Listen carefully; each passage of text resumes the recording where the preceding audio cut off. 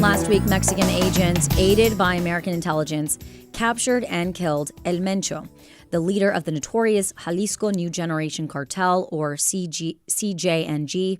The death of El Mencho, whose real name is Nemesio Osuguera Cervantes, led to a surge of violent retaliation across Mexico by cartel members operating throughout the country. The gang has reached across the U.S., including here in Texas. Governor Greg Abbott announced that state police are working with the U.S. State Department and the FBI following the recent events. To tell us more about the situation in Mexico and beyond, we welcome Tony Payan, fellow in U.S. Mexico Studies at Rice University's Baker Institute for Public Policy. Tony, welcome to Hello Houston. Thank you. Happy to be here. So to give us a little bit of context, Tony, when we look at the broader history of cartel leadership takedowns, was this one of the leader of the Jalisco New Generation Cartel different in any way? Well, the only difference that I see is that this was a very important individual. He was the leader of a very powerful cartel, unlike any other thing we've seen in Mexico. Having said that, I think that part of the problem is that it continues to be along the lines of the drug kingpin strategy.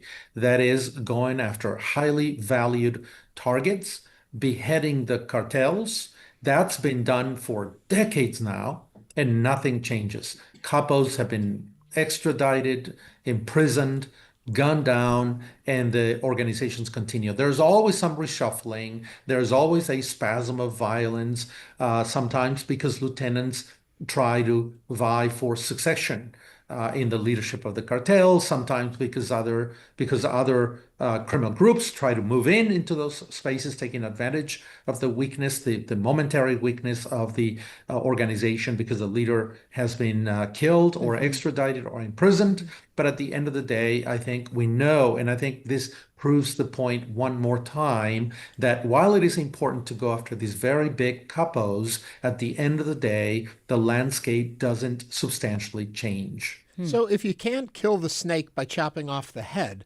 how do you kill the snake? That's a very good question. And of course, it's a question that must be answered. There are several structural issues that we have in regards to Mexico. Number one, Mexico changes presidents every 6 years.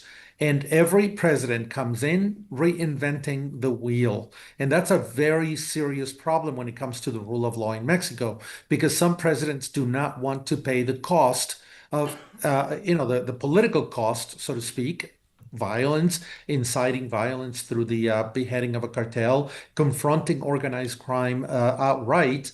And so what they do is they let up. So we saw it between 2007 and 2012 that Calderon, then president of Mexico, went straight out, created a very aggressive strategy to go after many different cartels. Violence spiked to levels unseen before. And then when the Peña administration came in between 2012 and 2018, he let up a little bit. He continued some of that strategy, working with the United States a little bit, sort of low-handedly, but it didn't really work. It didn't really damage the structure of organized crime in Mexico. And so the López Obrador administration, which came in 2018, between 2018 and 24, implemented a new strategy, I think overlearning the lesson of the Calderon administration, that confronting this problem sometimes creates more violence, more deaths, more confrontation among cartels, and he completely let up. His strategy, we've talked about that before, was abrazos no balazos, hugs not bullets, non-confrontation. We're not going after organized crime. And of course, it wasn't just that.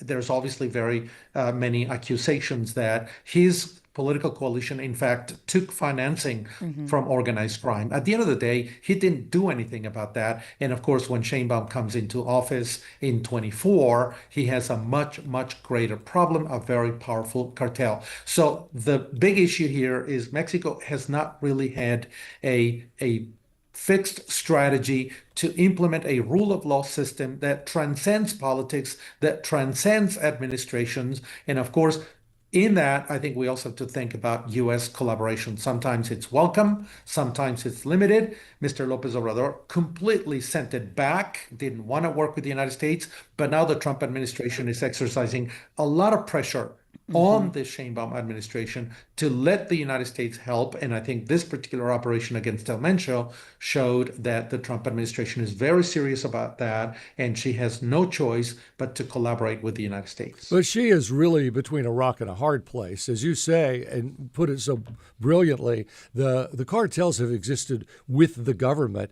They're almost the fourth branch of government down there. It's just been that way like forever. And so now Trump comes in and says, well, we're going to change it and you're going to go after them. And it may cause a civil war in your country, but you're going to do it. Or you're going to face us. And what does she do? What if you were her advisor, Sheinbaum's advisor, what would you tell her she needs to do? Well, you're absolutely right. Let me back up for a second to answer your question and tell you that the Trump administration was very, very clear.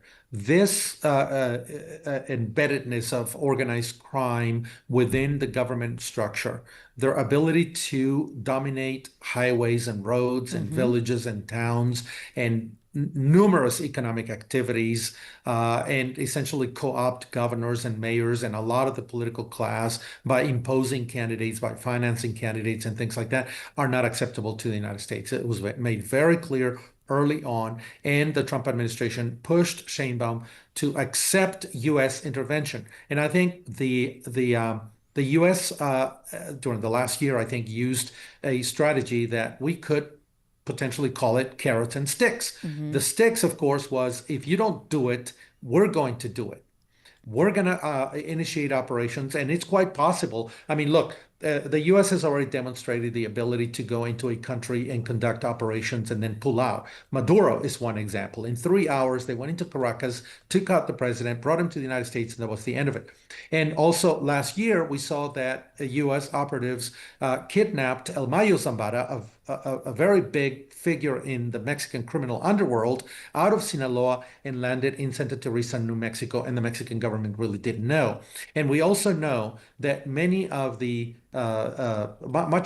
intelligence that was used against El Mencho was gathered by a drone, Predator drone, that flew 20,000 feet above the state of Jalisco, gathering information, actionable information to go against El Mencho. So the U.S. clearly has proven that it's got the capability that if Sheinbaum didn't accept U.S.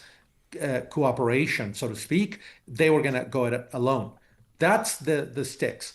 Of course, the carrot is the USMCA. We have to remember that on January 28th, the renegotiations for the USMCA started, and they're supposed to be done by July 1st. And I think the president was very clear. You know, this is a condition. If you want to continue to have access to the U.S. market, to U.S. capital, and thus far, Mexico has not been a whole lot hurt by the tariffs. Everything that qualifies for 0% tariffs under the USMCA, it's still paying 0%, both for Canada and Mexico. But clearly, Trump has been toying around with the idea of pulling the United States out, imposing tariffs on Mexico and such.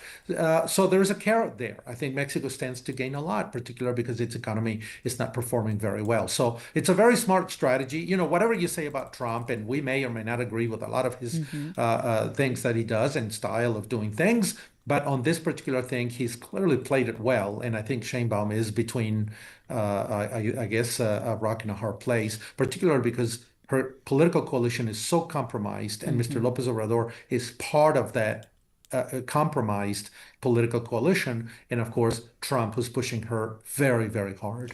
But you know, Tony, and to that point, you mentioned how cartels are so ingrained in multiple levels within Mexican culture, government, and economics. So does the death of a cartel leader really meaningfully weaken the organization? And what is kind of the Mexican nationals' perception of what's happening within their country?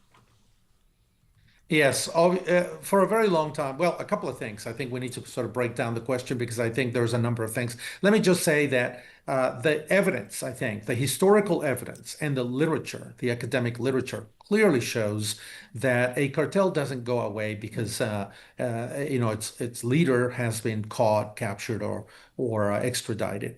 or even killed. The organizations often continue. That's the case with the Sinaloa cartel. But the Sinaloa cartel, I think, is illustrative. When El Chapo Guzman was finally extradited to the United States, and it's now serving time, I think, in a high security prison in the United States, what ensued was a fight among two different groups of the Sinaloa cartel, Los Mallitos, which was essentially his heirs, and another group. And so they've been going at it for a long time. The violence that we see in the state of Sinaloa today, and that has been ongoing for months, is an example of what can happen when a capo gets captured and there's no one specifically, an heir, to take control of the organization. That's one instance. So in other places like Los Zetas, clearly what has happened is that they've been subsumed into other cartels. Los Zetas, for example, are part of the cartel Jalisco Nueva Generación. When the leaders were killed and captured, and some of them in Cuernavaca in 2009, the cartel essentially dissolved, but it was a lot of its activities and a lot of its operatives were absorbed into the cartel Jalisco Nueva Generación and eventually made it a much more powerful group. And in other places, they do get extinguished. The Tijuana cartel is one example. Eventually, it kind of went away. So we have to play with scenarios. What's going to happen with this particular cartel? Thus far, it seems that there is a clear successor, the El Mencho's stepson. So it's quite possible that he may now be the new leader, and now the U.S. and the Mexican government have to go after him. But it is quite possible that some groups will begin to toy around with other cartels, like Los Guerreros Unidos, and then they may coalesce, and then you may have some inter-cartel violence. So I think we have to think about this in terms of scenarios, particularly because this was a very powerful cartel with presence in at least 20 Mexican states and activities that went from real estate fraud to fuel smuggling to fentanyl smuggling, bringing the precursors from China and Asia, to extracting resources through extortion from farmers and businesses throughout Mexico, to human trafficking and human smuggling. This is a very powerful cartel with a lot of activities. And so I think at the end of the day, there may be some competition. So we don't know. This may play out over the next few weeks. But thus far, it seems that there is a clear successor, and now both governments will have to determine what to do next. As a more mere casual observer than you by any means, it seemed as though the Mexican president, she came out and she made it very clear that this was their decision, that Mexico decided to do it, that Mexico was going after it. Talk to me a little bit about the political play and understanding to the Mexican people when it looks like the U.S. is forcing the hand of the government there. Is there acceptance and appreciation of that because of what cartels are doing, or is there a resistance and an anger toward that kind of interaction? Yeah, that sort of comes to I guess extend the question that I guess I didn't answer the entire question about the Mexican perception, people's perception, yeah.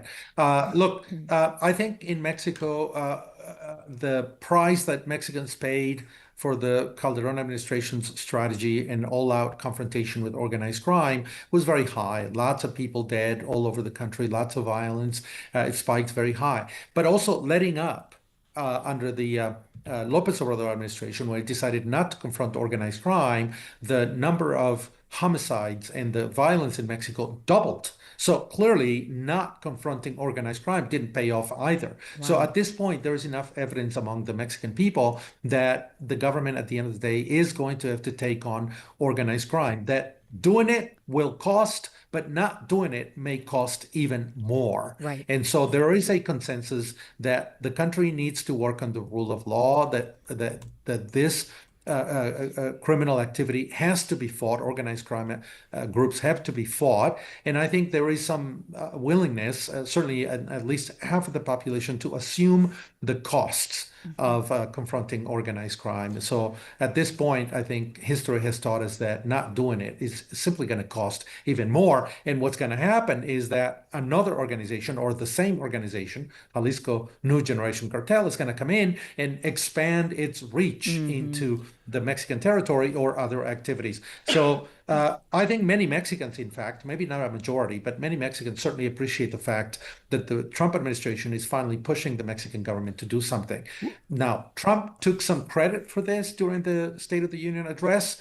President Sheinbaum has said that it was a Mexican sovereign decision. I think it was somewhere in the middle. She was pushed into it. She had no choice. And the only thing she had to do, I think in some ways, I think of it as the Mexican army did it. It was the hand that did it, that pulled the trigger. But I think of the United States as the arm because they moved the situation, put it into place, provided the actionable intelligence, and ensured that the Mexican army did it. I think U.S. involvement is not yet altogether clear, but it certainly was much deeper than the Sheinbaum administration might be willing to admit. Well, and Scheinbaum has made the remark that they get their guns from the United States. So there's that. What can the United States do other than just tell her to do something? Yeah, this is a really important question because I think most of us may want to think that this is a Mexican problem. This is not a Mexican problem. This is a binational problem. And I cannot remark that. I cannot underline that enough. It is both countries. First, there's two important blocks of organized crime that occur in Mexico, and potentially three. One of them is, of course, that 70–80% of all the firepower that cartels in Mexico have are essentially guns, grenade launchers, ammunition and drones and equipment brought from the United States. The United States does not have a clear control of the arsenal that circulates in the industry in the United States, and a lot of it ends up in Mexico, gets smuggled, gets bought, and certainly comes back as a blowback to us because the violence in Mexico clearly affects us. If the United States is very serious, they're also going to have to include that piece within the negotiations and the strategy. That's going to be. They don't want to. They don't seem to be willing to talk about that. Certainly, the Trump administration doesn't want to talk about that, but that is certainly an important component. The next component is, of course, that we need to invest a lot more on our addiction. 35 million Americans, about 10%, are addicted to drugs at some level or another, from casual to very hardcore addiction. We need to invest money in clearly reducing our dependence on drugs because it creates the pull force.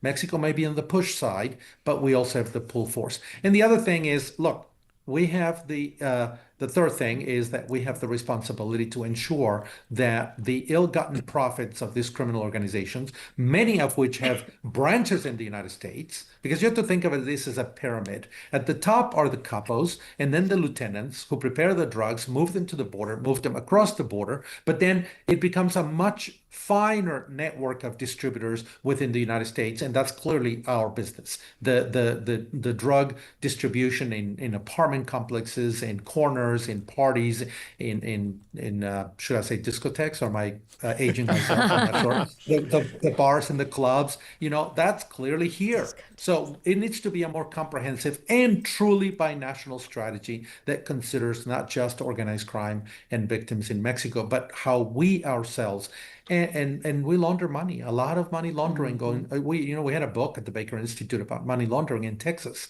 in real estate, in investments. We don't ask a whole lot of questions about that money. We also need to take a look at that. It's time for both countries to really, really have a long-term strategy, comprehensive strategy to deal with all these different issues. Tony answered my question. Oh, well, then I've got my last question to wrap this all up. All of this is very important, and we need to understand the landscape. At the end of the day, there's an awful lot of travel that goes on between Houston and into Mexico, a lot of different cities down there. Is it safe right now to travel again? We saw so much on the news, but then we heard reports out that those were isolated events, and maybe the way it was shown wasn't the whole country inflamed in panic. What's the reality on the ground? I think to answer your question, I'll break it down in two.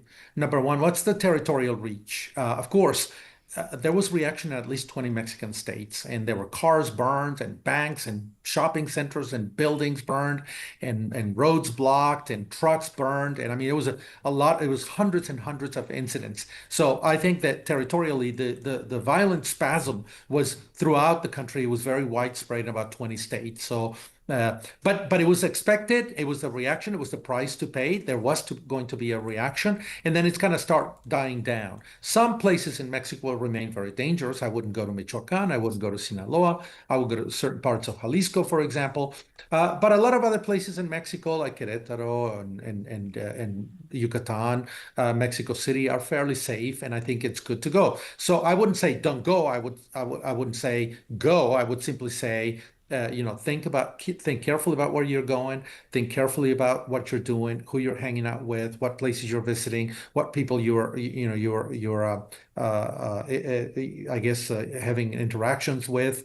And there are some places that will be fine and some that will not be fine. I think the State Department continuously updates its travel warnings. And I think any citizen that wants to go to Mexico should really visit the page and make sure that they understand well. So I think it depends on the reason for travel and the place to travel and what you're doing in Mexico. Eventually, it'll subside in time. I think there'll be more places that will be safer. But considering place and time and activity is important to make that decision. Tony Payan is the fellow in U.S. Mexico Studies at Rice University's Baker Institute for Public Policy. Tony, it's always great to have you on Hello Houston. Thanks for joining us today. My pleasure.